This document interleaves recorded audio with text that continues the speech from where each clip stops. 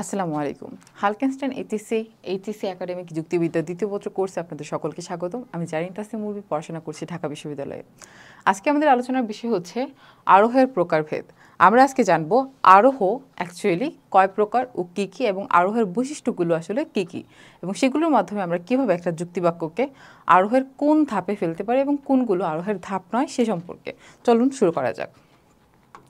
আজকে আমরা দেখব প্রকৃত আরোহের যে ধারণাটা সেটা আসলে কিভাবে এসেছে, প্রকৃত আরোহের মেইন যে বৈশিষ্ট্য বা মূল যে বৈশিষ্ট্যটা আছে সেটা আসলে কি। প্রকৃত আরোহের মূল বৈশিষ্ট্য হচ্ছে লম্ফ করা, অর্থাৎ একটা সিদ্ধান্ত থেকে বা একটা বিশেষ সিদ্ধান্ত বলবো না, একটা মৌলিক সিদ্ধান্ত থেকে আমরা অপর সিদ্ধান্তে কিভাবে পৌঁছাতে পারি সে সমস্ত সম্পর্কে প্রকৃত আরোহ যে জিনিসটা আছে সেটা হচ্ছে আলোচনা করে, এবং সেটা সম্পর্কে আমরা আজকে ডিটেইলে জানতে পারবো। চলো শুরু করি। আমরা আজকে দেখব আরোহ প্রক্রিয়ায় আরোহণের যে মূল বৈশিষ্ট্য আছে তাদেরকে হচ্ছে প্রকৃত আরোহ বলে। যেমন দেখো, যেসব আরোহ প্রক্রিয়ায় আরোহের মূল বৈশিষ্ট্য বর্তমান তাদেরকে হচ্ছে প্রকৃত আরোহ বলে। যুক্তিবিদ মিলের মতে আরোহমূলক লম্ফ হচ্ছে আরোহের মূল বৈশিষ্ট্য। তাহলে আমরা আরোহমূলক যে লম্ফটা সেটাকে আমরা বলতেছি আরোহের মূল বৈশিষ্ট্য। আচ্ছা, বিশেষ কয়েকটি দৃষ্টান্ত আরোহ অনুমানে আমরা বিশেষ কয়েকটি দৃষ্টান্ত পরীক্ষা করে দেখতে পাই যে যে জ্ঞানটা পাই সেই জ্ঞানটাকে যখন আমি সমুদয় ক্ষেত্র সম্পর্কে একটা সিদ্ধান্ত অনুমান করি তখন সেটাকে আমরা বলতেছি প্রকৃত আরোহের বৈশিষ্ট্য। অর্থাৎ আমি একটা জ্ঞান বা একটা জিনিসের উপর ডিপেন্ড করে, একটা দৃষ্টান্তমূলক পরীক্ষার উপর ডিপেন্ড করে সেটা থেকে সমুদয় ক্ষেত্রে বা সার্বিক ক্ষেত্রে যখন ওই জ্ঞানটাকে আমি কাজে লাগাচ্ছি তখন সেটাকে আমরা বলবো হচ্ছে আরোহ। এখানে আমরা জানা থেকে অজানায়, কিছু থেকে সমগ্রে এবং নিরীক্ষিত থেকে অনিরীক্ষিত ঘটনায় গমন করি। এইভাবে জানা থেকে অজানায় গমন করাকে আরোহমূলক লম্ফ বলে। তাহলে জানা থেকে যখন আমরা অজানায় চলে যাচ্ছি তখন সেটাকে আমরা বলতেছি আরোহমূলক লম্ফ। মিলের মতে আরোহমূলক লম্ফ হচ্ছে আরোহের প্রাণকেন্দ্র। তাহলে আরোহের প্রাণকেন্দ্র কি? মিলের মতে আরোহমূলক যে লম্ফ আছে সেই লম্ফটাকে আমরা বলতেছি আরোহের প্রাণকেন্দ্র। যেসব আরোহ প্রক্রিয়ায় এই বৈশিষ্ট্যটি অনুপস্থিত তাদেরকে আরোহ বলাই চলে না। বিশ্লেষণ করলে দেখা যায় কেবলমাত্র বৈজ্ঞানিক আরোহ, অবৈজ্ঞানিক আরোহ এবং সাদৃশ্যমূলক অনুমানের মধ্যে আরোহমূলক লম্ফটা বর্তমান। অর্থাৎ আরোহমূলক লম্ফটা কি? আসলে জানা থেকে অজানায় যাওয়ার যে প্রক্রিয়াটা সেটাকে আমরা বলতেছি আরোহমূলক লম্ফ, এবং সেটা যেগুলোতে বিদ্যমান আছে সেগুলোকে শুধুমাত্র আমরা আরোহ বলতেছি, বা আরোহ যে বৈশিষ্ট্যটা আছে সেটাকে ধারণ করতেছে বলে বলতেছি। এখন এই বৈশিষ্ট্যগুলো কয়টার মধ্যে উপস্থিত দেখো, বিশ্লেষণ করলে দেখতে পাচ্ছি আমরা বৈজ্ঞানিক আরোহ, অবৈজ্ঞানিক আরোহ এবং সাদৃশ্যমূলক অনুমানের মধ্যেই শুধুমাত্র আরোহমূলক লম্ফ যেটা আছে সেটা বর্তমান আছে। সুতরাং এই তিন প্রকার আরোহকেই প্রকৃত আরোহ নামে পরিচিত। তাহলে প্রকৃত আরোহ তাহলে কোনগুলা? বৈজ্ঞানিক আরোহ, অবৈজ্ঞানিক আরোহ এবং সাদৃশ্যমূলক অনুমান, এই তিনটাকে আমরা বলতেছি প্রকৃত আরোহ। তাহলে আমরা দেখি প্রকৃত আরোহের যে প্রকারভেদ, সেই প্রকারভেদটা আসলে কী কী। আমরা অলরেডি জানি তিনটা প্রকার, আমরা কিন্তু অলরেডি পেয়ে গেছি। কী কী সেগুলো দেখো, বৈজ্ঞানিক আরোহ, অবৈজ্ঞানিক আরোহ এবং সাদৃশ্যমূলক অনুমান। এই তিনটা সম্পর্কে আমরা এখন একটু ডিটেলে জানতে পারবো। চলো শুরু করি। প্রকৃত আরোহের প্রকারভেদ হচ্ছে তিন প্রকার। যুক্তিবিদ মিল প্রকৃত আরোহকে তিন ভাগে ভাগ করেছেন। কি কি? বৈজ্ঞানিক আরোহ, অবৈজ্ঞানিক আরোহ এবং সাদৃশ্যমান। ওকে, চলো বৈজ্ঞানিক আরোহের যে হচ্ছে সংজ্ঞাটা সেটাকে আমরা দেখি। প্রকৃতির নিয়মানুবর্তিতা, ঠিক আছে, প্রকৃতির নিয়মানুবর্তিতা নীতি, অর্থাৎ প্রকৃতি যে নিয়ম মেনে চলে সেই নিয়মের বাইরে সে প্রকৃতি কখনো যায় না। ঠিক আছে, এই যে নিয়মানুবর্তিতা যে হচ্ছে নীতিটা আছে সেই নীতিটা এবং কার্যকারণ, এই যে দেখো কার্যকারণ নিয়মের উপর যদি আমরা নির্ভরশীল থাকি, এবং সেই দুইটা মানে প্রকৃতির নিয়মানুবর্তিতা নীতি এবং হচ্ছে কার্যকারণ নিয়ম, এই দুটোর উপর ডিপেন্ড করে যদি কোনো যুক্তিবাক্য গঠিত হয় বা কোনো যুক্তিবাক্যে এই জিনিসটা উপস্থিত থাকে তাহলে সেটাকে আমরা বলবো বৈজ্ঞানিক আরোহ। কী কী? তাহলে দেখো, প্রকৃতির নিয়মানুবর্তিতা নীতি ও কার্যকারণ নিয়মের উপর নির্ভর করে কয়েকটি বিশিষ্ট দৃষ্টান্তের বাস্তব অভিজ্ঞতার সাহায্যে একটি সার্বিক সংশ্লেষক যুক্তিবাক্য স্থাপন করা। দেখো, সংশ্লেষক যুক্তিবাক্য হতে হবে, এই বাক্যটা হতে হবে সার্বিক, এবং হচ্ছে তোমার কী কী ডিপেন্ডেন্স থাকতে হবে? প্রকৃতির নিয়মানুবর্তিতা নীতি সেখানে থাকতে হবে, এবং হচ্ছে কার্যকারণ নিয়মটা হচ্ছে সেখানে থাকতে হবে। এভাবে যে যুক্তিবাক্য স্থাপন করার প্রক্রিয়াটা সেটাকে আমরা বলতেছি বৈজ্ঞানিক আরোহ। তাহলে বৈজ্ঞানিক আরোহের সংজ্ঞাটা আসলে কি? বৈজ্ঞানিক আরোহের সংজ্ঞা হচ্ছে প্রকৃতির নিয়মানুবর্তিতা নীতি ও কার্যকারণ নিয়মের উপর নির্ভর করে কয়েকটি বিশিষ্ট দৃষ্টান্তের বাস্তব অভিজ্ঞতার মাধ্যমে একটি সার্বিক সংশ্লেষক যুক্তিবাক্য স্থাপন করবার যে প্রক্রিয়াটা সেটাকে আমরা বলতেছি প্রকৃত আরোহ, বৈজ্ঞানিক আরোহ। কী কী সেগুলো দেখো, উদাহরণস্বরূপ আমরা বলতেছি রফিক হয় মরণশীল, তপন হয় মরণশীল, সেলিম হয় মরণশীল এবং অঞ্জনা অন্যান্য মানুষ হয় মরণশীল। অর্থাৎ এখানে দেখো আমি হচ্ছে কিছু থেকে বিশেষে, কিছু থেকে সার্বিকে গমন করতেছি। কিছু কি কি? রফিক, তপন, সেলিম। কিছু থেকে যখন আমি সার্বিকে যাচ্ছি তখনই সেটা হয়ে যাচ্ছে কি আরোহ, এবং মানে কিছু থেকে সার্বিকে যাওয়ার যে হচ্ছে বা জানা থেকে অজানায় যাওয়ার যে প্রক্রিয়াটা, এবং তারা কি দেখো তারা হচ্ছে মরণশীল। অর্থাৎ এই যে মরণশীল বৈশিষ্ট্যটা আমরা পাচ্ছি কিছু জিনিসের মধ্যে পাচ্ছি, কার কার মধ্যে? রফিক, তপন, সেলিম, অঞ্জনা, অন্যান্য মানুষের মধ্যে। এই যে আমি কিছু জিনিসের মধ্যে জিনিসটা অবজার্ভ করতেছি, ঠিক আছে, এবং সেটা থেকে আমি যখন হচ্ছে সকলের উপরে চলে যাব তখন সেটাকে আমি বলবো আরোহ। এবং এই জিনিসটা যখন হচ্ছে প্রকৃতির নিয়মানুবর্তিতা নীতিকে হচ্ছে তোমার ডিফাইন করে। যেমন ধরো হচ্ছে মরণশীলতার যে বিষয়টা আছে, এটা প্রকৃতির নিয়মে প্রত্যেকটা মানুষই কিন্তু মরণশীল। যার জীবন আছে সে কি হবে? অবশ্যই মারা যাবে। সেটা হচ্ছে কি প্রকৃতির নিয়মানুবর্তিতা নীতিকে অনুসরণ করতেছে। আবার কার্যকারণ নিয়মের উপর নির্ভরশীল কিভাবে? জন্মালে মরতেই হবে। অর্থাৎ কার্যকারণ নিয়মের উপর ডিপেন্ড করে আমি হচ্ছে বৈজ্ঞানিকভাবে এই প্রমাণটা অলরেডি পেয়ে যাচ্ছি যে মানুষ যদি জন্ম নেয় তাহলে তাকে মরতে হবেই।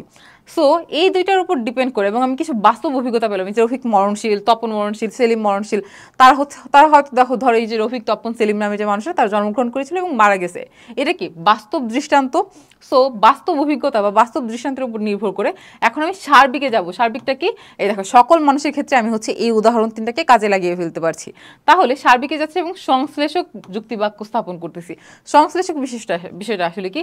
এই যে মরণশীল বৈশিষ্ট্যটা, এটা মানুষের যে জাত্যার্থ আছে সেটা কি? মানুষের হচ্ছে তোমার বুদ্ধিবৃত্তি থাকবে এবং জীববৃত্তি থাকবে। এই বুদ্ধিবৃত্তির বাহিরেও কিছু নতুন নিয়ম বা নতুন গুণকে কি করতেছে? বিশ্লেষণ করতেছে, বা এখানে নতুন কোনো নিয়মকে বা নতুন কোনো গুণকে হচ্ছে এখানে আনতেছে। সো এই যে দুইটার হচ্ছে ডিপেন্ডেন্স বা এই দুইটাকে আমি যখন এক করে ফেলতে পারতেছি তখন এই যে সকল মানুষ হয় মরণশীল, এই কথাটাকে আমি বলতে পারতেছি বৈজ্ঞানিক আরোহ। তাহলে কি কি জিনিস আমি এখানে সন্নিবেশিত করলাম? প্রকৃতির নিয়মানুবর্তিতা নীতি, কার্যকারণ নিয়ম এবং হচ্ছে তোমার বাস্তব অভিজ্ঞতা, এই তিনটা জিনিসকে আমি সন্নিবেশ করলাম। এবং সন্নিবেশ করে আমি দুইটা জিনিসের মাধ্যমে বা এই যে বাক্যটা তৈরি করলাম, বাক্যটার মধ্যে আসলে দুইটা বৈশিষ্ট্যকে রাখলাম। একটা হচ্ছে সার্বিক, অর্থাৎ আমি কিছু থেকে সকলে বা জানা থেকে অজানায় গমন করতেছি। এই যে সবাই যে মরণশীল সেই জিনিস আমি জানতাম না। আমি জানতাম কি কি? রফিক মরণশীল, তপন মরণশীল, সেলিম মরণশীল। সেখান থেকে আমি সার্বিকে গেলাম, এবং এই যে মরণশীল বৈশিষ্ট্যটা এটাকে হচ্ছে আমি সংশ্লেষক হিসেবে এই জায়গাতে মানে মানুষের যে জাত্যার্থ আছে সেটার বাহিরেও এই গুণটাকে এই লাইনের মধ্যে অন্তর্ভুক্ত করতে পারতেছি। তার মানে আমি হচ্ছে প্রকৃতির নিয়মানুবর্তিতা নীতি এবং কার্যকারণ নিয়মের উপর নির্ভর করে একটা সার্বিক এবং সংশ্লেষক যুক্তি বাক্য তৈরি করতে পারতেছি। ক্লিয়ার এইটুকু? এই জন্য এটাকে আমি বলতেছি বৈজ্ঞানিক আরোহ। ওকে, আচ্ছা। রফিক, তপন, সেলিম, এখানে দেখো এখানে বিশ্লেষণ করে দিয়েছে। রফিক, তপন, সেলিম প্রমুখ কয়েকজন ব্যক্তি মানুষের মৃত্যুর বাস্তব দৃষ্টান্ত পর্যবেক্ষণ করে আমরা মানুষ ও মরণশীলতার মধ্যে একটা কার্যকারণ সম্পর্ক পাচ্ছি। অর্থাৎ মানুষ এবং মরণশীলতার মধ্যে আমি একটা কার্যকারণ সম্পর্ক পাইতেছি। মানুষ মরবেই, এই যে একটা কার্যকারণ সম্পর্ক, এই সম্পর্কটাকে হচ্ছে আমি আবিষ্কার করলাম এবং প্রকৃতির আচরণ সম্পর্কিত নিয়মানুবর্তিতায় বিশ্বাস স্থাপন করে সকল মানুষের মরণশীলতা সম্পর্কে সিদ্ধান্ত অনুমান করি। অর্থাৎ প্রকৃতির নিয়মানুবর্তিতায় যেহেতু রফিক হচ্ছে মরণশীল, তপনও মরণশীল, সেলিমও মরণশীল এবং তারা সকলেই কি মানুষ, এখান থেকে আমি কি করতেছি? এই যে হচ্ছে তোমার কিছু থেকে সার্বিকে গমন করার যে প্রক্রিয়াটা আছে সেটা সম্পূর্ণ করতে পারতেছি। ওকে, তাহলে আমি আবার পড়ি। রফিক, তপন, সেলিম প্রমুখ কয়েকজন ব্যক্তি মানুষের মৃত্যুর বাস্তব ঘটনা পর্যবেক্ষণ করে আমরা মানুষ ও মরণশীলতার মধ্যে কি সম্পর্ক পাইলাম? কার্যকারণ সম্পর্ক পাইলাম। আবার এই যে হচ্ছে তোমার প্রকৃতির যে প্রকৃতির আচরণ সম্পর্কে যে নিয়মানুবর্তিতা নীতি, এইটাতে বিশ্বাস স্থাপন করে আমি সকল মানুষের মরণশীলতা সম্পর্কে সিদ্ধান্ত অনুমান করতে পারতেছি। অর্থাৎ যেহেতু রফিকও মানুষ, তপনও মানুষ, সেলিমও মানুষ এবং তিনজনই প্রকৃতির নিয়মানুবর্তিতা নীতি অনুসারে মারা গিয়েছে বা মরণশীল, সেইটা থেকে আমি সকলের জন্য এই যে সিদ্ধান্তটা আছে সকল মানুষের মরণশীল, এই সিদ্ধান্তটাকে অনুমান করতে পারতেছি। ক্লিয়ার এইটুকু? এই জন্য এটাকে আমি বলতেছি হচ্ছে বৈজ্ঞানিক আরোহ। তাহলে বৈজ্ঞানিক আরোহটা কি? বৈজ্ঞানিক আরোহ হচ্ছে প্রকৃতির নিয়মানুবর্তিতা নীতি ও কার্যকরণ নিয়মের উপর নির্ভর করে কয়েকটা বিশিষ্ট দৃষ্টান্তের বাস্তব প্রয়োগের মাধ্যমে বা বাস্তব অভিজ্ঞতার সাহায্যে একটা সার্বিক এবং সংশ্লেষক যুক্তিবাক্য স্থাপন করার যে প্রক্রিয়া সেটা হচ্ছে বৈজ্ঞানিক প্রক্রিয়া বা বৈজ্ঞানিক আরোহ। বৈজ্ঞানিক প্রক্রিয়া না, এই বৈজ্ঞানিক আরোহ জিনিসটা আমরা হচ্ছে এখান থেকে বা এই উদাহরণ থেকে স্পষ্ট ধারণা লাভ করতে পারতেছি। ওকে, ঠিক আছে, আমরা পরবর্তীতে যাই। বৈজ্ঞানিক আরোহের বৈশিষ্ট্যগুলো কি কি? দেখো, বৈজ্ঞানিক আরোহের সংজ্ঞা বিশ্লেষণ করলে তার মধ্যে কিছু বৈশিষ্ট্য পাওয়া যায়। সেগুলো হচ্ছে বৈজ্ঞানিক আরোহ একটি সার্বিক সংশ্লেষক যুক্তিবাক্য স্থাপন করে। বৈজ্ঞানিক আরোহ একটি সার্বিক সংশ্লেষক যুক্তিবাক্য স্থাপন করে। এই বৈশিষ্ট্যের মধ্যে দিয়ে আমরা তিনটি বিশেষ দিকের স্থান পাই। কি কি? দেখো, বৈজ্ঞানিক আরোহ একটা যুক্তিবাক্য স্থাপন করে। এই যুক্তিবাক্য স্থাপন করে এক, একটা যুক্তি বাক্যে দুটি পদের মধ্যে একটা সম্পর্ক স্থাপন করা হয়। বৈজ্ঞানিক আরোহের সিদ্ধান্তে আমরা দুটি পদের মধ্যে একটা সম্পর্ক নির্ধারণের চেষ্টা করি বা নির্ণয়ের চেষ্টা করি। মানুষ ও মরণশীল এই দুটা পদের মধ্যে একটা সম্পর্ক আবিষ্কার করার পর মানুষ হয় মরণশীল যুক্তিবাক্যটি স্থাপন করি। তাহলে আমি হচ্ছে দুইটা পদের মধ্যে সম্পর্ক স্থাপন করলাম কিসে বৈজ্ঞানিক আরোহে। ঠিক আছে, কি কি বাক্য দেখো, মানুষ এবং মরণশীল, কি কি পদ, মানুষ এবং মরণশীলের মধ্যে আমি হচ্ছে একটা সম্পর্ক স্থাপন করার চেষ্টা করতেছি। এবং এই সম্পর্কটা আবিষ্কার করার পর এই জিনিসটা হয়ে যাচ্ছে কি মানুষ হয় মরণশীল বাক্যটা, এই যুক্তি বাক্যটা আমি স্থাপন করতে পারতেছি। তাহলে প্রথম যে বৈশিষ্ট্যটা ছিল বা প্রথম যে বিশেষ দিকটা ছিল সেটা হচ্ছে কি ডান। দ্বিতীয় দিকটা কি দেখো, বৈজ্ঞানিক আরোহ একটা সার্বিক যুক্তিবাক্য স্থাপন করে। দেখো এই আগের লাইনটাতে সার্বিক কথাটা আছে কিনা, এই দেখো সার্বিক, এটা হচ্ছে 2 নাম্বার। তাহলে যুক্তিবাক্য স্থাপন করে এটা হচ্ছে 1 নাম্বার। 2 নাম্বার দিকটা হচ্ছে তোমার সার্বিক যুক্তিবাক্য হতে হবে। সেটা কিরকম দেখো,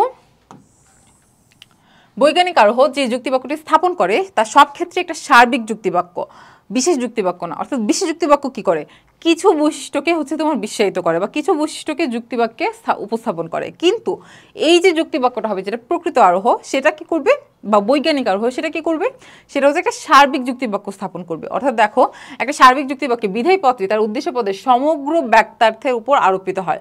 অর্থাৎ সার্বিক যুক্তিবাক্যে কোনো শ্রেণীভুক্ত অনির্দিষ্ট সংখ্যক ব্যক্তি বা বস্তুর প্রত্যেকের সম্বন্ধে কোনো কিছু স্বীকার বা অস্বীকার করা হয়। তাহলে কি দেখো একটা সার্বিক যুক্তিবাক্যে বিধেয় পদটি তার উদ্দেশ্য পদের সমগ্র বাক্যার্থের উপর আরোপিত হয়। সার্বিক যুক্তিবাক্যের যে কোনো শ্রেণীভুক্ত অনির্দিষ্ট সংখ্যক ব্যক্তি বা বস্তুর উপরে প্রত্যেকের সম্বন্ধে, এই যে দেখো প্রত্যেকের সম্বন্ধে যে কোনো কিছু স্বীকার বা অস্বীকার করা হয়। যেমন সকল গরু হয় চতুষ্পদ, এই যে চতুষ্পদ হচ্ছে বিধেয়, এই চতুষ্পদ পদটা দিয়ে আমি হচ্ছে সকল গরুকে কি করতেছি, ডিফাইন করতেছি। পক্ষান্তর একটা বিশেষ যুক্তিবাক্যে বিধেয় পদটি তার উদ্দেশ্য পদের বাক্যার্থের অংশ বিশেষের উপর আরোপিত হয়। তাহলে বিশেষ যুক্তিবাক্যটা কি করে, বিশেষ যুক্তিবাক্যে বিধেয় পদটি তার উদ্দেশ্য পদের বাক্যার্থের অংশ বিশেষের উপর আরোপিত হয়।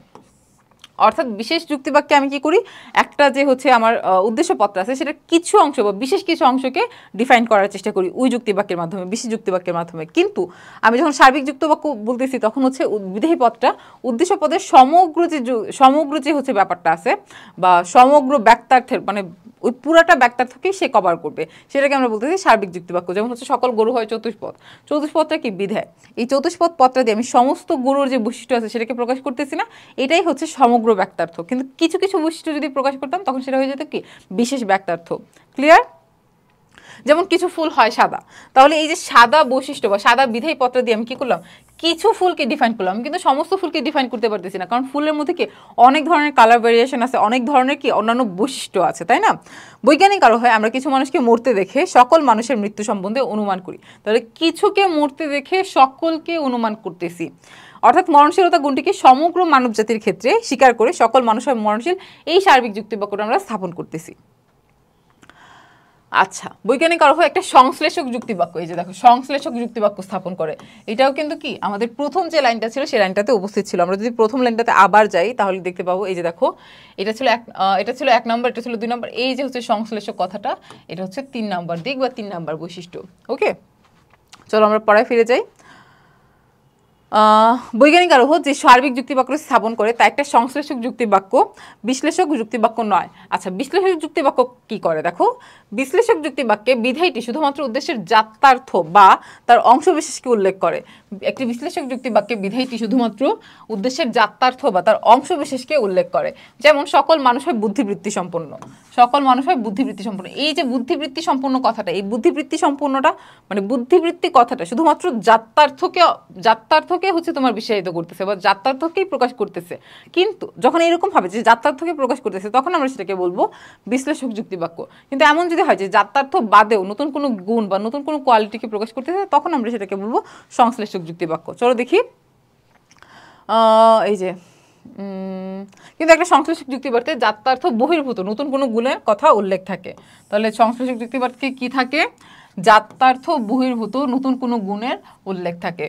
ঠিক আছে, সংশ্লেষক যুক্তিবাক্যে কি থাকে, যাত্রার্থ বহির্ভূত নতুন কোনো গুণের উল্লেখ থাকে। এখানে নতুন গুণ কোনটা দেখো, কোথায় দাঁড়াও দেখাচ্ছি, এই যে মরণশীল কথাটাতে নতুন গুণ হচ্ছে মরণশীলতা। ওকে, মানুষের যাত্রার্থ হচ্ছে বুদ্ধিবৃত্তি এবং জীববৃত্তি। জীববৃত্তি এবং বুদ্ধিবৃত্তিকে বাদ দিলেও যে অংশটা থাকে সেই অংশটা, এই লাইনে যে অংশটা আছে সেই লাইনটা হচ্ছে কি, সেই অংশটা হচ্ছে কি মরণশীলতা।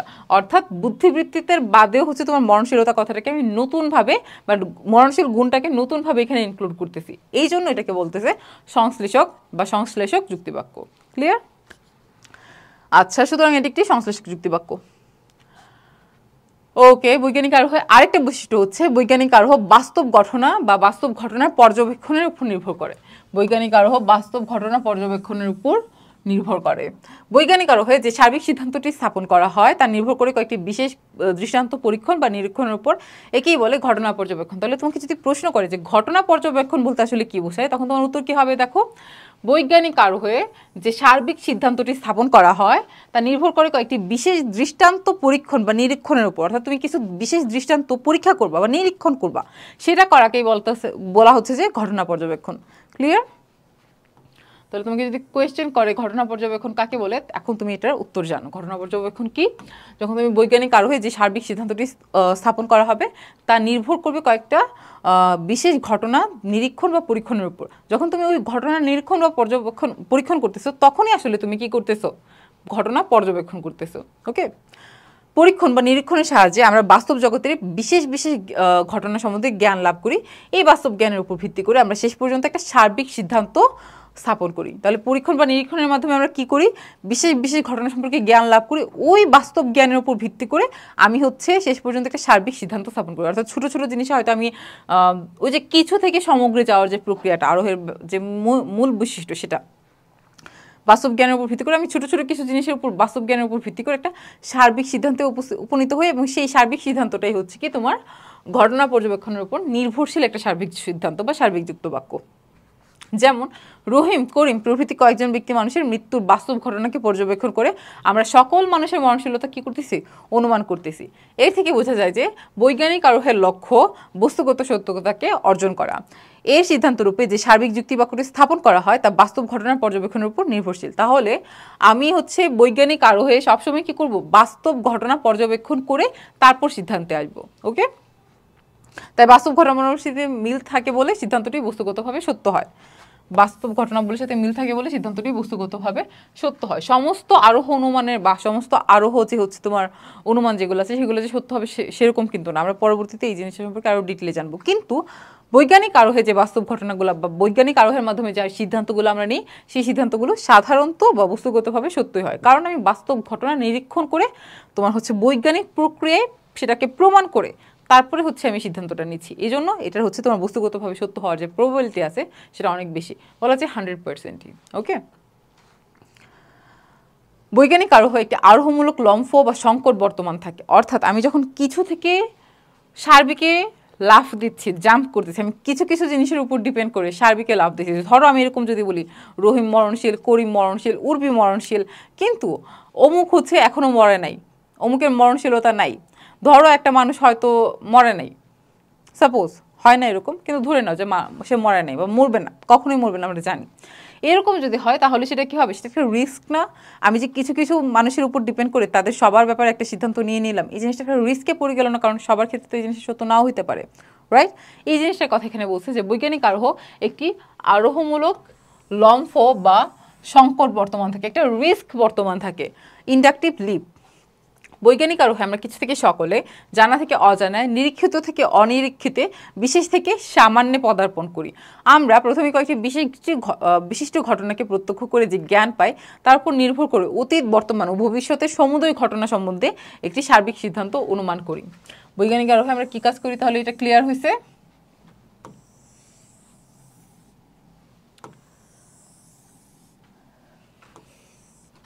এভাবে কতিপয় জানা ঘটনাকে ভিত্তি করে অজানা ঘটনায় বিশেষ থেকে সামান্য অথবা কম ব্যাপক থেকে অধিক ব্যাপক বাক্যে উত্তরণের প্রক্রিয়াকে আরোহমূলক লম্ফ বা অনির্দেশক যাত্রা বলে। একে অন্ধকারে লাফ দেওয়ার সাথে তুলনা করা যেতে পারে। এই লম্ফের মধ্যে একটা বিরাট সংকট বা ঝুঁকি বিদ্যমান, তাই ভালো মতো দেখে শুনে পরীক্ষা করে লাফ দিলে হয়তো সত্যে পৌঁছানো যায়, নতুবা ভ্রান্তিজনিত বিপদের সম্ভাবনা থাকে।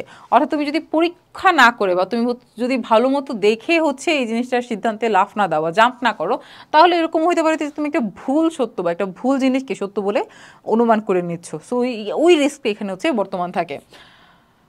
যেমন ম্যালেরিয়া রোগে আক্রান্ত কয়েকজন রোগীর দৃষ্টান্ত পরীক্ষা করে দেখা গেল যে আক্রান্ত হওয়ার পূর্বে তাদের প্রত্যেককে অ্যানোফিলিস মশা দংশন করেছিল। এখানে নিরীক্ষিত দৃষ্টান্তের সংখ্যা খুবই সীমিত। এগুলো ছাড়া আরও বহু দৃষ্টান্ত আমাদের কাছে অনিরীক্ষিত থেকে যায়, তাদের সবগুলো নিরীক্ষণ করা একেবারেই অসম্ভব।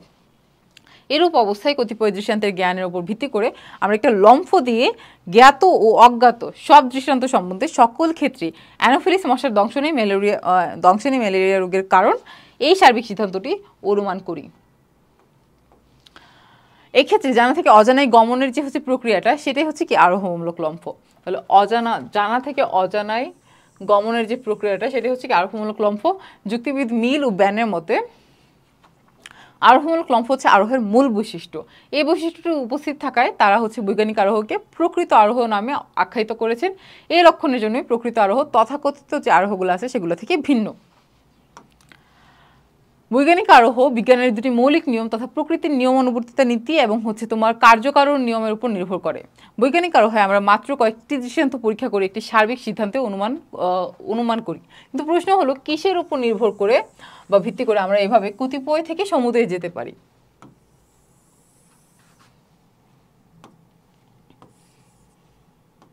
আচ্ছা, তো কিসের উপর ডিপেন্ড করি, কি কি জিনিসের উপর? দেখো, এর উত্তরে বলা যায় প্রকৃতির নিয়মানুবর্তিতা যে নীতি আছে এবং হচ্ছে আচ্ছা দেখো, সো এর উত্তরে বলা যায় যে প্রকৃতির নিয়মানুবর্তিতা নীতির উপর ভিত্তি করে আমরা হচ্ছে বিশেষ দৃষ্টান্ত থেকে সার্বিক সিদ্ধান্তে গমন করি। এই নীতির অর্থ হলো প্রকৃতি সবসময় একই অবস্থায় একইভাবে কাজ করে। প্রকৃতি সবসময় একই অবস্থায় একইভাবে কাজ করে। এই নিয়মের উপর আস্থা রেখে আমরা কতিপয় মানুষের মৃত্যুর ঘটনা পর্যবেক্ষণ করেই সকল মানুষের মৃত্যুর ব্যাপারটিকে অনুমান করি। বৈজ্ঞানিক আরোহ কার্যকারণ নিয়মের উপরও নির্ভরশীল। তাহলে দুইটা নিয়মের উপর নির্ভরশীল, একটা কি প্রাকৃতিক নিয়ম নীতি, আর একটা হচ্ছে তোমার কার্যকারণ নিয়ম। এই নিয়মের অর্থ হলো প্রতিটি ঘটনারই একটি করে কারণ থাকে, কারণ ছাড়া কোনো কিছুই ঘটতে পারে না। মানুষের মৃত্যু ঘটে, এর নিশ্চয়ই একটা কারণ আছে। মানুষের মৃত্যুর ঘটনা পরীক্ষা নিরীক্ষার মাধ্যমে আমরা মানুষ ও মরণশীলতার মধ্যে একটা কার্যকারণ সম্পর্ক স্থাপন করি বা আবিষ্কার করি। এরই ভিত্তিতে আমরা সকল মানুষের মরণশীলতা সম্বন্ধে একটা সিদ্ধান্ত অনুমান করতে পারি। আচ্ছা, এখানে দেখো টিকা দেওয়া আছে। ঘটনা পর্যবেক্ষণটা আসলে কি? আরোহ অনুমানের যে সার্বিক সিদ্ধান্ত স্থাপন করা হয় তা নির্ভর করে কয়েকটা বিশেষ দৃষ্টান্ত পরীক্ষণ বা নিরীক্ষণের উপর। একেই বলে ঘটনা পর্যবেক্ষণ। তাহলে ঘটনা পর্যবেক্ষণ কি? এটা মনে হয় আমি আগে একটু দাগাই দিয়েছি একটু আগেই। ঘটনা পর্যবেক্ষণ বলতে কি বোঝায়, তখন তোমার উত্তরটা থাকবে এরকম। পরীক্ষণ নিরীক্ষণের সাহায্যে আমরা বাস্তব জগতের বিশেষ ঘটনা সম্বন্ধে জ্ঞান লাভ করি। এই বাস্তব জ্ঞানের উপর ভিত্তি করে আমরা শেষ পর্যন্ত একটা সার্বিক সিদ্ধান্ত স্থাপন করি। যেমন রফিক, সেলিম, তপন প্রমুখ ব্যক্তি মানুষের কয়েকটি মৃত্যুর বাস্তব ঘটনা বা বাস্তব দৃষ্টান্ত পর্যবেক্ষণ করে আমরা সকল মানুষের মরণশীলতা অনুমান করি। এর থেকে বোঝা যায় যে আরোহ অনুমানে সিদ্ধান্তরূপে যে সার্বিক যুক্তিবাক্যটি স্থাপন করা হয় তা বাস্তব ঘটনা পর্যবেক্ষণের উপর নির্ভরশীল। আরোহ অনুমানের সিদ্ধান্ত স্থাপনের পূর্বে আমরা এক বা একাধিক বাস্তব ঘটনা সতর্কতার সাথে হচ্ছে পর্যবেক্ষণ করি। আমরা লোকমুখে কোনো কথা শুনে বা মন গড়া ধারণার বশবর্তী হয়ে কোনো সিদ্ধান্ত স্থাপন করি না। এর পিছনে বাস্তব অভিজ্ঞতার ভিত্তি থাকে। তাই আরোহ অনুমান বস্তুগত সত্যতা অর্জন করতে সক্ষম। ওকে, আচ্ছা, আরোহমূলক লম্ফ বা আরোহাত্মক উল্লম্ফন। আরোহমূলক লম্ফ যে কথা, আরোহাত্মক উল্লম্ফন সেম কথা। আরোহণ মানে আমরা কিছু থেকে সকলে, জানা থেকে অজানায়, নিরীক্ষিত ঘটনা থেকে অনিরীক্ষিত ঘটনায় পদার্পণ করি। আমরা প্রথমে কয়েকটি বিশিষ্ট ঘটনাকে প্রত্যক্ষ করে যে জ্ঞান লাভ করি তার উপর নির্ভর করে অতীত, বর্তমান ও ভবিষ্যতের সমুদয় ঘটনা সম্বন্ধে একটি সার্বিক সিদ্ধান্ত অনুমান করি।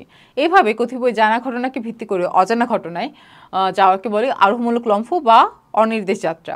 একে অন্ধকারে লাফ দেওয়া বলা যেতে পারে। এই লম্ফের মধ্যে বিরাট সংকট বা ঝক্কি বর্তমান। ভালো মতো দেখে শুনে পরীক্ষা করে লাফ দিলে হয়তো সত্যি পৌঁছানো যায়, নতুবা ভ্রান্তিজনিত বিপদের সম্ভাবনা থাকে। যেমন কয়েকটি বস্তু যথা লোহা, তামা, পানি, পারদ ইত্যাদির উপর তাপ প্রয়োগ করে জানা গেল যে তাদের প্রত্যেকেরই আয়তন বেড়ে যায়। তবে এরূপ পরীক্ষিত ঘটনার সংখ্যা খুবই কম। প্রকৃতিতে এরকম আরও অসংখ্য অগণিত বস্তু আছে, তাদের সবগুলোর উপর তাপ প্রয়োগ করে দেখা আমাদের পক্ষে নিতান্তই অকল্পনীয়। এরূপ অবস্থায় প্রকৃতির নিয়মানুবর্তিতার উপর নির্ভর করে আস্থা রেখে কতিপয় বস্তুর অভিজ্ঞতার ভিত্তিতে একটি লম্ফ দিয়ে জ্ঞাত অজ্ঞাত সমুদয় বস্তুর প্রকৃতি সম্বন্ধে একটি সার্বিক সিদ্ধান্ত অনুমান করি এবং বলি তাপ প্রয়োগে সকল বস্তুরই কি আয়তন বৃদ্ধি পায়। এক্ষেত্রে জানা থেকে অজানায় গমনের প্রক্রিয়াটি হচ্ছে কি আরোহমূলক লম্ফ। যুক্তিবিদ মিল ও ব্যানের মতে আরোহমূলক লম্ফ হচ্ছে আরোহের মূল বৈশিষ্ট্য বা আরোহের প্রাণকেন্দ্র। তাই যে আরোহ প্রক্রিয়ায় এই বৈশিষ্ট্যটি উপস্থিত তাদেরকে বলা হয় প্রকৃত আরোহ, আর যাতে এই বৈশিষ্ট্যটি অনুপস্থিত তাদেরকে তথাকথিত আরোহ বা অপ্রকৃত আরোহ বলা হয়। আচ্ছা, অবৈজ্ঞানিক আরোহের সঙ্গেও উদাহরণ আমরা পড়ব এখন। এতক্ষণ পর্যন্ত আমরা যা পড়েছিলাম সেটা ছিল বৈজ্ঞানিক আরোহের যে সংজ্ঞা এবং উদাহরণ। এখন আমরা পড়ব অবৈজ্ঞানিক আরোহটা আসলে কীরকম, অবৈজ্ঞানিক আরোহতে কোন জিনিসটা বৈজ্ঞানিক আরোহের সাথে মিসিং থাকে, মানে বৈজ্ঞানিক আরোহেতে আছে কিন্তু অবৈজ্ঞানিক আরোহে নাই, এরকম কোন জিনিসটা হতে পারে? তোমরা একটু ভাবো তো, বেশিক্ষণ ভাবতে হবে না, আমরা এখনই পড়া শুরু করে দিব। তবে এর আগে একটুখানি তোমাদেরকে স্পয়লার দিয়ে যাই, এইখানে কার্যকারণ যে নীতিটা আছে সেই নীতিটাকে আমরা অতখানি গুরুত্ব দিই না অবৈজ্ঞানিক আরোহের ক্ষেত্রে। কিন্তু আমরা যখন বৈজ্ঞানিক আরোহণের কথা চিন্তা করি তখন সেখানে কার্যকারণ নীতি অবশ্যই থাকতে হবে, অর্থাৎ বৈজ্ঞানিক যে প্রক্রিয়াগুলো আছে, ধাপগুলো আছে, সেগুলো ফুললি স্যাটিসফাইড হতে হবে। তো চলো আমরা শুরু করি। এখানে আমরা দেখব কোনো কার্যকারণ সম্পর্ক নির্ণয় না করে, দেখছো আমি একটু আগে যে কথাটা বললাম যে কার্যকারণ সম্পর্কটার উপর ডিপেন্ড করে সেটা বৈজ্ঞানিক হবে না অবৈজ্ঞানিক হবে সেই জিনিসটা ডিপেন্ড করতেছে আরোহণের ক্ষেত্রে। তাহলে কার্যকারণ সম্পর্ক যদি না থাকে, কোনো কার্যকারণ সম্পর্ক নির্ণয় না করে শুধুমাত্র প্রাকৃতিক নীতির উপর বা নিয়মের উপর বিশ্বাস রেখে বা আস্থা রেখে আমরা যদি কোনো সিদ্ধান্ত নিয়ে নিই তাহলে সেটাকে আমরা বলবো অবৈজ্ঞানিক আরোহণ। তাহলে দেখো, কোনো কার্যকারণ সম্পর্ক নির্ণয় না করে শুধু একানুবর্তী এবং অবাধ অভিজ্ঞতার উপর নির্ভর করে একটা সার্বিক সিদ্ধান্ত স্থাপন করবার যে প্রক্রিয়াটা, ওইটাকেই বলতেছি কি অবৈজ্ঞানিক আরোহ। তাহলে অবৈজ্ঞানিক আরোহ কাকে বলে? এই জিনিসটা কোনো কার্যকারণ সম্পর্ক নির্ণয় না করে শুধু একানুবর্তী ও অবাধ অভিজ্ঞতার উপর নির্ভর করে একটা সার্বিক সিদ্ধান্ত স্থাপন করার যে প্রক্রিয়াটা আছে সেটাকে বলতেছি অবৈজ্ঞানিক আরোহণ।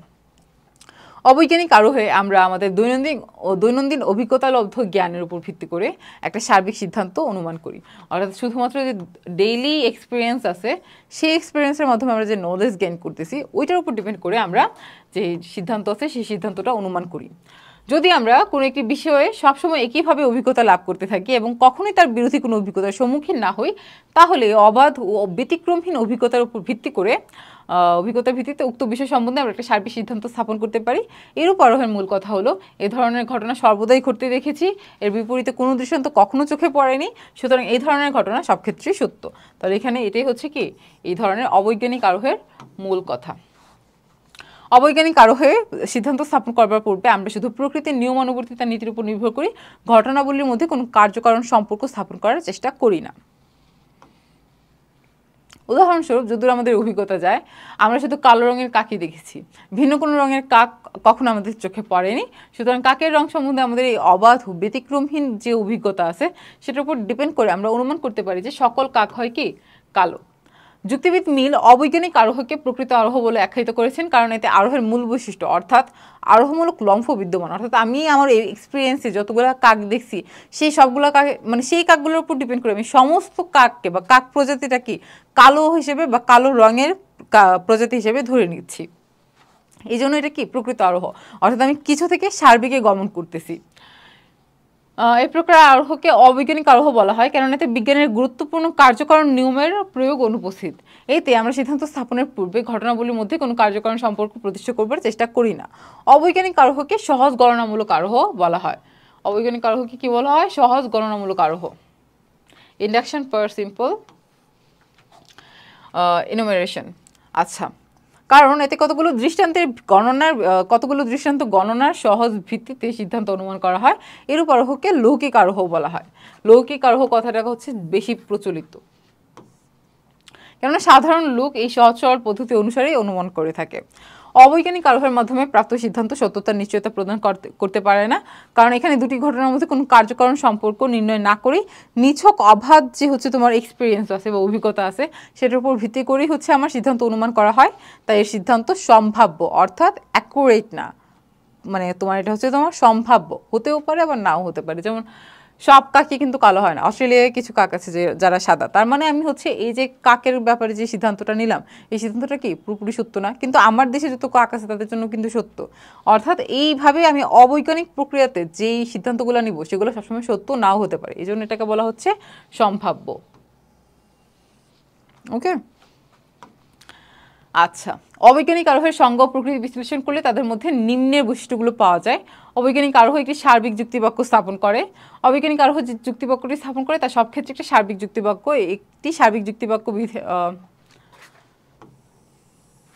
এটি সার্বিক যুক্তিবাক্যে বিধেয় পদটি তার উদ্দেশ্য পদের সমগ্র বাক্যার্থের উপর আরোপিত হয়। অবৈজ্ঞানিক আরোহে আমরা দৈনন্দিন অভিজ্ঞতার মাধ্যমে কাকের রং সম্বন্ধে যে ধারণা পাই তারই ভিত্তিতে সিদ্ধান্ত করি যে সকল কাক হয় কালো। এই বাক্যটি একটি সার্বিক যুক্তিবাক্য, কেননা এটি বিশেষ কালের বিশেষ কিছু কাকের উপর প্রযোজ্য নয়, বরং এটি অতীত, বর্তমান ও ভবিষ্যৎ সকল ক্ষেত্রে সকল কাকের উপরে কি প্রযোজ্য, এই জন্য এটাকে বলতেছে সার্বিক। অবৈজ্ঞানিক আরোহের স্থাপিত সিদ্ধান্ত একটি সংশ্লেষক যুক্তিবাক্য। অবৈজ্ঞানিক আরোহ যে সার্বিক যুক্তিবাক্যটি স্থাপন করে তা একটি সংশ্লেষক যুক্তিবাক্য, বিশ্লেষক যুক্তিবাক্য নয়। সংশ্লেষক কোনটা আর বিশ্লেষক কোনটা সেটা আমরা কিছুক্ষণ আগে দেখেছি, সুতরাং এই জিনিসটা একটু দেখে নাও। একটা বিশ্লেষক যুক্তিবাক্যে আবার এখানে বলা হচ্ছে তোমার আরও এক্সপ্লেনারিটি বিষয় আছে, এখানে আরও এক্সপ্লেন করা হচ্ছে, কিন্তু আমি তোমাকে যেভাবে বুঝিয়েছি যে বিশ্লেষক কোনটা সংশ্লেষক কোনটা সেটা যদি তুমি এই লেকচারের প্রথম দিকে একটু দেখো তাহলে তুমি বুঝতে পারবা। একটা বিশ্লেষক যুক্তিবাক্যে বিধেয় পদটি শুধুমাত্র উদ্দেশ্যের যাত্রার্থ বা তার অংশবিশেষকে উল্লেখ করে, যেমন সকল মানুষ হয় বুদ্ধিবৃত্তি সম্পন্ন। পক্ষান্তরে একটি সংশ্লেষক যুক্তিবাক্যে যাত্রার্থ বহির্ভূত কোনো নতুন গুণকে ইনক্লুড করা হয়, যেমন সকল লাল ফুল হয় গন্ধহীন। এতে বিধেয় পদটি দ্বারা উদ্দেশ্যের যাত্রার্থ বহির্ভূত, অর্থাৎ সকল লাল ফুলের যে তোমার লাল যে বৈশিষ্ট্য, এই বৈশিষ্ট্য বাদেও আরেকটা নতুন বৈশিষ্ট্য এসেছে, সেটা হচ্ছে কি গন্ধহীন। সকল লাল ফুল কি গন্ধহীন হবে? লাল গোলাপের কি গন্ধ নাই? আছে, কিন্তু সে যে এক্সপিরিয়েন্সগুলো করছে বা সে যে লাল ফুলগুলোকে এক্সপিরিয়েন্স করছে, অর্থাৎ যে সিদ্ধান্তটা নিল, সে যে লাল ফুলগুলোকে এক্সপিরিয়েন্স করছে, লাল ফুলগুলোকে, সেগুলোতে হয়তো গন্ধ ছিল না। সেখান থেকে সে তার অনুমান বা তার অভিজ্ঞতার উপর ভিত্তি করে অনুমান করে নিয়েছে যে সকল লাল ফুল হয় গন্ধহীন। এতে বিধেয় পদটি দ্বারা উদ্দেশ্য যাত্রার্থ বহির্ভূত একটি অতিরিক্ত গুণকে কি করতেছে? উল্লেখ করা হচ্ছে। তাই এই জন্য এটাকে বলা হচ্ছে সংশ্লেষক যুক্তিবাক্য। অবৈজ্ঞানিক আরোহের সিদ্ধান্তের উপর এরূপ বাক্যই স্থাপন করা হয়। অবৈজ্ঞানিক আরোহের ভিত্তি হচ্ছে অনুকূল অভিজ্ঞতা। অবৈজ্ঞানিক আরোহে আমরা আমাদের দৈনন্দিন অভিজ্ঞতালব্য জ্ঞানের উপর ভিত্তি করে একটি সার্বিক সিদ্ধান্ত অনুমান করি। যদি আমরা কোনো বিষয়ে সবসময় একই রকমভাবে অভিজ্ঞতা পেতে থাকি, কখনোই তার বিরোধী কোনো অভিজ্ঞতার সম্মুখীন না হই, তাহলে অনুকূল ও বিরোধী অভিজ্ঞতার ভিত্তিতে ওই বিষয়ে আমরা একটা সার্বিক সিদ্ধান্ত অনুমান করতে পারি। যেমন আমরা সবসময় কালো রঙের কাককে দেখি, ভিন্ন কোনো রঙের কাক আমাদের নজরে পড়ে না। এরূপ অনুকূল অভিজ্ঞতার ভিত্তিতে আমরা অনুমান করি যে সকল কাক হয় কালো। বৈজ্ঞানিক আরোহ বাস্তব ঘটনা পর্যবেক্ষণের উপর নির্ভর করে। বৈজ্ঞানিক আরোহের মতো অবৈজ্ঞানিক আরোহেও সিদ্ধান্ত স্থাপনের জন্য আমরা বাস্তব ঘটনা পর্যবেক্ষণের উপর নির্ভর করি। আমরা আমাদের দৈনন্দিন অভিজ্ঞতার মাধ্যমে বাস্তব ঘটনাগুলির মুখোমুখি হই। আমরা বাস্তব অভিজ্ঞতায় যদি কোনো বিষয়ে সবসময় একানুবর্তী অভিজ্ঞতা পাওয়া যায়, তাহলে আমাদের জন্য সিদ্ধান্ত অনুমানের উপর ভিত্তি করে রচিত হয়। তখন বাস্তব ঘটনা পর্যবেক্ষণের সূত্র ধরে একানুবর্তী অভিজ্ঞতার ভিত্তিতে আমরা সিদ্ধান্ত অনুমানে প্রয়াসী হই। অবৈজ্ঞানিক আরোহে আরোহমূলক লম্ফ উপস্থিত। আচ্ছা, অবৈজ্ঞানিক আরোহের ভিত্তিটা কি? এটা হচ্ছে আমাদের দৈনন্দিন অভিজ্ঞতা। অবৈজ্ঞানিক আরোহের ভিত্তি হচ্ছে আমাদের দৈনন্দিন অভিজ্ঞতার মাধ্যমে আমরা খুব কম সংখ্যক দৃষ্টান্তের সংস্পর্শে আসতে পারি, কেননা আমাদের অভিজ্ঞতার ক্ষমতা খুবই সীমিত। আমাদের পক্ষে তাই কোনো বিষয়ে সিদ্ধান্তে পৌঁছাবার পূর্বে সংশ্লিষ্ট সমুদয় বিষয় সম্পর্কে বা সমুদয় দৃষ্টান্ত সম্বন্ধে অভিজ্ঞতা লাভ করা আমাদের পক্ষে নিতান্তই অসম্ভব। এরূপ অবস্থায় সীমিত দৃষ্টান্তের অনুকূল অভিজ্ঞতার ভিত্তিতে আমরা একটা লাফ দিয়ে সমুদয় দৃষ্টান্ত সম্বন্ধে একটা সার্বিক সিদ্ধান্ত অনুমান করি। এভাবে জানা ঘটনা থেকে অজানা ঘটনায় গমনের প্রক্রিয়াকেই বলা হয় আরোহমূলক লম্ফ। অবৈজ্ঞানিক আরোহে লম্ফ উপস্থিত। অবৈজ্ঞানিক আরোহ প্রকৃতির নিয়মানুবর্তিতা নীতির উপর নির্ভরশীল। অবৈজ্ঞানিক আরোহে আমরা জানা থেকে অজানা, নিরীক্ষিত থেকে অনিরীক্ষিত ঘটনা লম্ফ দিয়ে গমন করি। কিন্তু প্রশ্ন হচ্ছে কিসের উপর ভিত্তি করে যাচ্ছি? এর উত্তরে বলা যায় এই কাজটা করার জন্য প্রকৃতির যে নিয়মানুবর্তিতা নীতিটি আছে সেটার উপর ডিপেন্ড করি। এই নীতি অনুসারে প্রকৃতি সবসময় একই অবস্থায় একইভাবে কাজ করে। আমরা যখন প্রকৃতির কয়েকটি লাল রঙের ফুলকে গন্ধহীন অবস্থায় দেখতে পাই, তখন নীতির উপর আস্থা রেখে সব লাল রঙের ফুলের বেলায় একই ফলাফল আশা করি। ফলে সিদ্ধান্ত অনুমান আমাদের পক্ষে সহজতর হয়। অবৈজ্ঞানিক আরোহের সিদ্ধান্ত সম্ভাব্য। অবৈজ্ঞানিক আরোহে আমরা নিছক অভিজ্ঞতার উপর নির্ভর করে সিদ্ধান্ত অনুমান করি। সিদ্ধান্ত অনুমানের পূর্বে ঘটনাবলীর মধ্যে কোনো কার্যকরণ সম্পর্ক আছে কিনা সেই বিষয়ে আমরা বিচার বিশ্লেষণ করি না। মোট কথা, বিজ্ঞানের প্রতিষ্ঠিত কার্যকারণ নিয়মের উপর এই আরোহের কোনো নির্ভরতা নেই। ফুলের লাল রং গন্ধহীনতার মধ্যে কোনো কার্যকারণ সম্পর্ক আছে কিনা তা সঠিকভাবে যাচাই না করি আমরা অনুমান করি যে সকল লাল ফুল কি গন্ধহীন। তাই অবৈজ্ঞানিক আরোহের সিদ্ধান্ত সত্যের নিশ্চয়তা দিতে পারে না। এই সিদ্ধান্ত সবসময় কি সম্ভাব্য। আচ্ছা, এগুলো ছিল হচ্ছে তোমার অবৈজ্ঞানিক নীতির যে বৈশিষ্ট্যগুলো আছে সেগুলো। এখন অবৈজ্ঞানিক আরোহের বৈশিষ্ট্যগুলো এখন আমরা দেখব। বৈজ্ঞানিক আরোহ ও অবৈজ্ঞানিক আরোহের যে সাদৃশ্য ও বৈসাদৃশ্যগুলো আছে সেগুলো আসলে কি কি? প্রকৃতির নিয়ম অনুযায়ী নিয়মানুবর্তিতা নীতি এবং হচ্ছে তোমার কার্যকারণ নিয়মের উপর নির্ভর করে কয়েকটি দৃষ্টান্ত পরীক্ষার মাধ্যমে কোনো সার্বিক সিদ্ধান্ত স্থাপন করার যে প্রক্রিয়াটা সেটাকে বলতেছি বৈজ্ঞানিক প্রক্রিয়া। অর্থাৎ বৈজ্ঞানিক আরোহে কি কি থাকবে? প্রকৃতির নিয়মানুবর্তিতা নীতি থাকবে এবং কার্যকারণ নিয়ম থাকবে। এটার উপর ডিপেন্ড করে আমরা হচ্ছে কিছু বিশিষ্ট দৃষ্টান্ত দেখব এবং সেগুলোর উপরে আমরা হচ্ছে একটা মানে সেগুলো দেখে আমরা মানে কিছু দৃষ্টান্ত দেখে আমরা সার্বিক একটা সিদ্ধান্তে উপনীত হব। এটা হচ্ছে তোমার বৈজ্ঞানিক আরোহের বৈশিষ্ট্য। যেমন রহিম, করিম, শ্যামল ও বিমল প্রমুখ কতিপয় ব্যক্তির বা মানুষের মৃত্যুর বাস্তব ঘটনা পর্যবেক্ষণ করে এবং কার্যকারণ নিয়ম ও প্রকৃতির নিয়মানুবর্তিতা নীতির উপর নির্ভর করে আমরা সিদ্ধান্ত স্থাপন করি যে সকল মানুষ হয় মরণশীল। পক্ষান্তরে কোনো কার্যকারণ সম্পর্ক নির্ণয় করার চেষ্টা না করে কেবলমাত্র কয়েকটি অবাধ দৃষ্টান্তের অভিজ্ঞতার মাধ্যমে কোনো সার্বিক সিদ্ধান্ত স্থাপন করার যে পদ্ধতি অবৈজ্ঞানিক আরোহ বলে, মানে সেটাকে বলতেছে অবৈজ্ঞানিক আরোহ। যতদূর আমাদের অভিজ্ঞতা পৌঁছে আমরা শুধু কালো রঙের কাকই দেখি, ভিন্ন কোনো রঙের কাক কখনো আমাদের চোখে পড়েনি। সুতরাং কাকের রং সম্বন্ধে আমাদের এই অবাধ ও ব্যতিক্রমহীন অভিজ্ঞতার উপর নির্ভর করে আমরা সিদ্ধান্ত করি যে সকল কাকের রঙই হচ্ছে কি কালো বা সকল কাক হয় কালো। বৈজ্ঞানিক ও অবৈজ্ঞানিক আরোহের সাদৃশ্যগুলো কি কি দেখো? সাদৃশ্য হচ্ছে বৈজ্ঞানিক ও অবৈজ্ঞানিক উভয় প্রকার আরোহের সিদ্ধান্তই কি সার্বিক যুক্তিবাক্য হবে। তারপর হচ্ছে বৈজ্ঞানিক ও অবৈজ্ঞানিক উভয় আরোহী ঘটনা পর্যবেক্ষণ হচ্ছে উপস্থিত থাকবে, অর্থাৎ দুই ক্ষেত্রেই তুমি ঘটনাটাকে পর্যবেক্ষণ করবে তোমার এক্সপিরিয়েন্সের মাধ্যমে বা তোমার ঘটনা পর্যবেক্ষণের যে পর্যবেক্ষণ যেটা আছে সেটার উপর নির্ভর করে তুমি হচ্ছে সার্বিক কোনো সত্য বা সিদ্ধান্ত গ্রহণ করবা। উভয় প্রকার আরোহী প্রকৃত আরোহের অন্তর্ভুক্ত, কেননা এখানে কি আছে? লম্ফ আছে, অর্থাৎ তুমি জাস্ট যান্ত্রিক কিছু থেকে সার্বিকে চলে যাচ্ছ, জানা থেকে অজানায় গমন করতেছে, এটা হচ্ছে কি তোমার একটা লম্ফ। এই লম্ফটা বৈজ্ঞানিক এবং অবৈজ্ঞানিক দুই প্রক্রিয়াতেই কি উপস্থিত। বৈজ্ঞানিক ও অবৈজ্ঞানিক উভয় আরোহী প্রাকৃতিক নিয়মানুবর্তিতা নীতির উপর নির্ভরশীল, অর্থাৎ বৈজ্ঞানিক ক্ষেত্রে কার্যকারণ নীতির অনুসরণটা হচ্ছে তোমার মাস্ট, এই জন্য এটা বৈজ্ঞানিক ক্ষেত্র থেকে বা বৈজ্ঞানিক আরোহ থেকে অবৈজ্ঞানিক আরোহ একটু ভিন্ন। এছাড়া প্রকৃতির যে নিয়মানুবর্তিতা নীতি এটার উপর দুইটাই কি করতেছে? ডিপেন্ড করতেছে। আচ্ছা, এখন দেখো পার্থক্যগুলা কি কি? পার্থক্য হচ্ছে বৈজ্ঞানিক আরোহ কার্যকারণ নিয়মের উপর প্রতিষ্ঠিত, কিন্তু তোমার অবৈজ্ঞানিক আরোহ কি হয় না, কার্যকারণ নিয়মের উপর ডিপেন্ডেন্ট না। তারপর 2 নম্বরে কি দিচ্ছে দেখো, বৈজ্ঞানিক আরোহ বিজ্ঞানের প্রতিষ্ঠিত কার্যকারণের নিয়মের উপর নির্ভরশীল, তাই এতে মানুষ ও মরণশীলতার মধ্যে একটা কার্যকারণ সম্পর্ক আবিষ্কার ও প্রমাণের পরই কেবল সকল মানুষ হয় মরণশীল এই সিদ্ধান্তটি অনুমান করা হয়, ফলে সিদ্ধান্তটা কি নিশ্চিত। বৈজ্ঞানিক প্রক্রিয়াতে সিদ্ধান্তটা হচ্ছে নিশ্চিত, কিন্তু অবৈজ্ঞানিকে এই যে দেখো অবৈজ্ঞানিকে হচ্ছে তোমার সমস্ত সিদ্ধান্ত হবে সম্ভাব্য। তাহলে পার্থক্য কি কি পাইলাম আমরা? পার্থক্য হচ্ছে প্রথম পার্থক্য হচ্ছে বৈজ্ঞানিক আরোহে কার্যকারণ নিয়মের উপর প্রতিষ্ঠিত হওয়া হচ্ছে তোমার মাস্ট, কিন্তু অবৈজ্ঞানিক আরোহে কি হবে না, কার্যকারণ নিয়ম নীতির উপর ডিপেন্ডেন্ট হইতে হয় না, ওটা জাস্ট এমনি হলেই হয়। জাস্ট তোমার যে হচ্ছে প্রাকৃতিক নিয়ম অনুবর্তিতা নীতি এবং তোমার অভিজ্ঞতা লব্ধ জ্ঞান দিয়ে তুমি হচ্ছে অবৈজ্ঞানিক যে আরোহ আছে সেটাকে অবৈজ্ঞানিক আরোহের মাধ্যমে কোনো সিদ্ধান্ত নিতে পারো। কিন্তু তোমার হচ্ছে বৈজ্ঞানিক আরোহের ক্ষেত্রে তোমার যেহেতু কার্যকরণ নীতির অনুসরণ এখানে আছে, এজন্য এখানে সিদ্ধান্তটা হয় কি নিশ্চিত সিদ্ধান্ত হয়, কিন্তু অবৈজ্ঞানিক আরোহের ক্ষেত্রে আমরা হচ্ছে নিশ্চিত সিদ্ধান্ত পাবো এই কথা বলা যায় না। এর যে সিদ্ধান্তটা আছে এই সিদ্ধান্ত হবে সম্ভাব্য, যেহেতু কোনো কার্যকরণ নীতির মাধ্যমে পরীক্ষিত না এটা। ওকে, তারপর হচ্ছে বৈজ্ঞানিক আরোহের ক্ষেত্রে সিদ্ধান্ত অনুমান খুবই সতর্কতার আশ্রয় নেওয়া হয়, একটি মাত্র দৃষ্টান্ত সতর্কতার সাথে পরীক্ষা করে এখানে নিশ্চিত সিদ্ধান্ত স্থাপন করা যায়। কিন্তু অবৈজ্ঞানিক আরোহে তেমন কোনো সতর্কতা নাই, কাজে এখানে হাজার হাজার দৃষ্টান্তের অভিজ্ঞতা সামান্য কারণে নস্যাৎ হয়ে যেতে পারে। বৈজ্ঞানিক আরোহ সদর্থক এবং নয়অর্থক উভয় প্রকার দৃষ্টান্ত পরীক্ষা করা হয়, কিন্তু তোমার হচ্ছে অবৈজ্ঞানিক আরোহের ক্ষেত্রে শুধুমাত্র সদর্থক যে দৃষ্টান্তগুলো আছে সেগুলোকেই গণনা করা হয়, নয়অর্থক যে দৃষ্টান্তগুলো আছে সেগুলোকে এখানে কাউন্ট করা হয় না।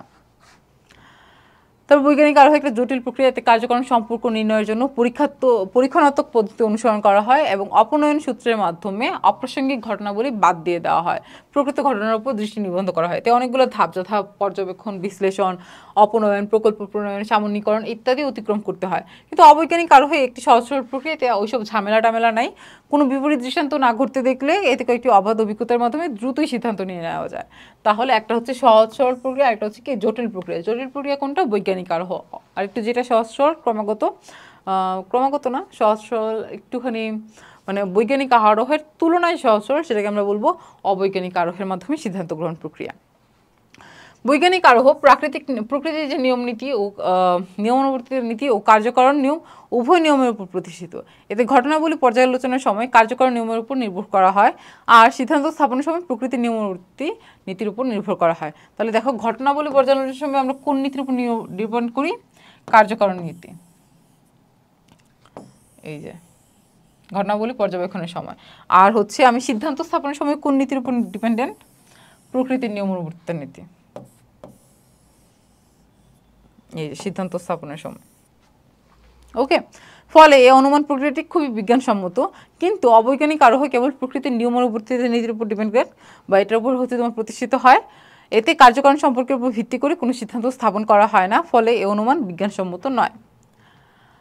বৈজ্ঞানিক আরোহ প্রক্রিয়া বিজ্ঞানীদের ব্যবহারযোগ্য আরোহ প্রক্রিয়া। এতে যে সিদ্ধান্ত স্থাপন করা হয় তাকে আবার প্রমাণও করা হয়।